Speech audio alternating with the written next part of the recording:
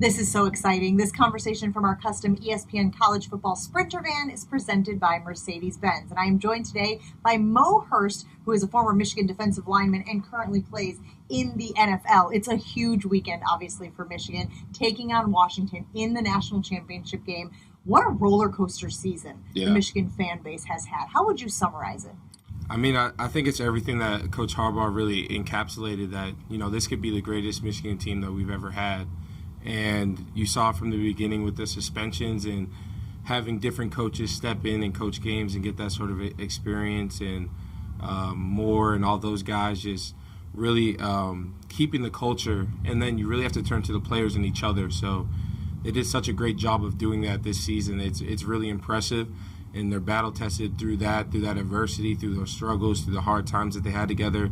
I think it really makes this team special. And you can see it on film that there's something really, really special about this team and what they're doing. What I love about this podcast is you can hear the environment behind us. You got the Michigan band out there thumping their way through the songs. You were at Michigan when Harbaugh arrived. What's the best way to describe him? He comes across a little quirky, but there's no question he's an exceptional football coach. Yeah, I mean, the thing that I think makes Harbaugh so special is he just really loves the game of football. Everything he does is about the game of football. He eats, he breathes, he sleeps football 24/7. He's got a real passion for the game, and you can really see it in every day. And as a player, that really brings you up and really makes you want to put in more work, because you just know how much it matters to him, and it just elevates everyone around him. He expects a lot from the coaches. He expects a lot from the players.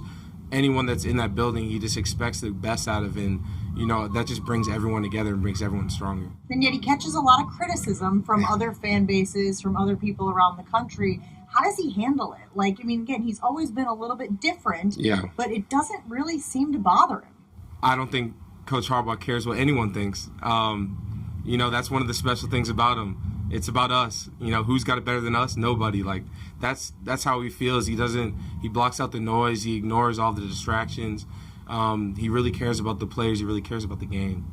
You were there from 2013 to 2017. Give me your best Harbaugh story. I'm putting you on the spot. What's your favorite story when someone talks about Jim Harbaugh that just always pops right into your head? My greatest Harbaugh story was definitely one of our first practices when he got there. We had a running back that is playing for the Bengals right now, Chris Evans. He was in practice, and he wanted to go run a wheel route, but he didn't run it the way that Harbaugh really wanted. So Coach Harbaugh, as you know, you see him on the sideline, he has cleats on every practice. So he gets out there, lines up at running back, runs a wheel route, and pulls both of his hamstrings. And he's just limping the rest of practice, limping through the rest of the game. And then, for the rest of the season, he'd come in the training room, get treatment. He wore the compression shorts that all the guys wear when they have a hamstring strain.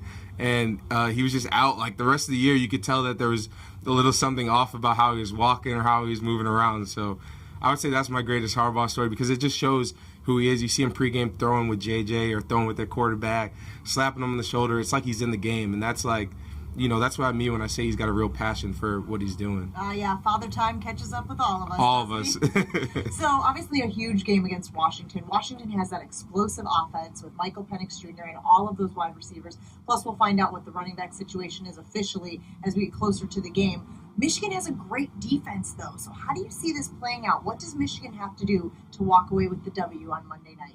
Yeah, this is one of those things that I feel like everyone really knows, and it's that this game is going to be won in the trenches for Michigan. If they can run the ball, if they can stop the run, if they can control that passing game and get ahead and stay ahead early, this is a win for them. But if they let him go out and, throw for 300, 400 passing yards and they get explosive plays early, it's going to be a challenge for us. So the biggest thing for us is win that game up front. So it starts with the D linemen, Mason Graham and Chris Jenkins and all those guys up front, just stopping that run, getting after the passer and making him uncomfortable, because he's not really a running quarterback.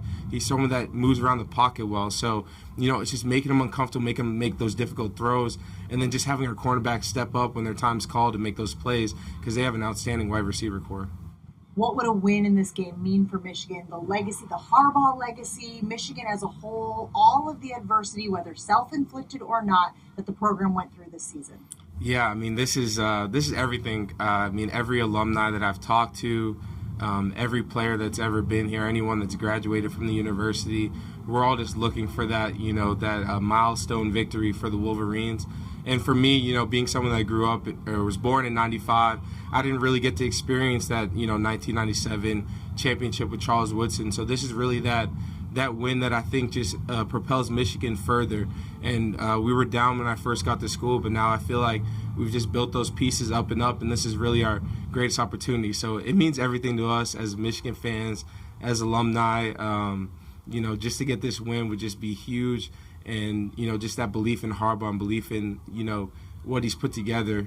It's not been easy. It's been up and down. But, now we're right there, and it's so close. And you feel like there's something special. And I have a great feeling that we're going to win this game. And I know Michigan Brass has already said that they want Harbaugh back. And why wouldn't you? Because like we talked about, a brilliant football mind. And yet you keep hearing those rumors to the NFL. How would his coaching style work in the NFL as somebody who has played in the league as long as you have? Yeah, I mean, I think the thing that you really look at is just at his brother and what a great job that he's been doing in Baltimore. Even winning a Super Bowl against Jim. Jim's done it before. It's not like one of those other college coaches like a Saban or, one of those other guys that was having success in college and then left to go to the NFL and it didn't really work out. Like Harbaugh's been there. He's been in the championship game. He's made it all the way to that point, so he knows what it takes, and he's doing it again in college. So it just speaks volume to him as a coach, and I know that guys rally behind him, and he's someone that people would want to play for. He is Mo Hurst. I'm guessing some people call you Maurice. Yes. Former Michigan defensive lineman joining us here in the ESPN College Football Sprinter Van presented by Mercedes-Benz.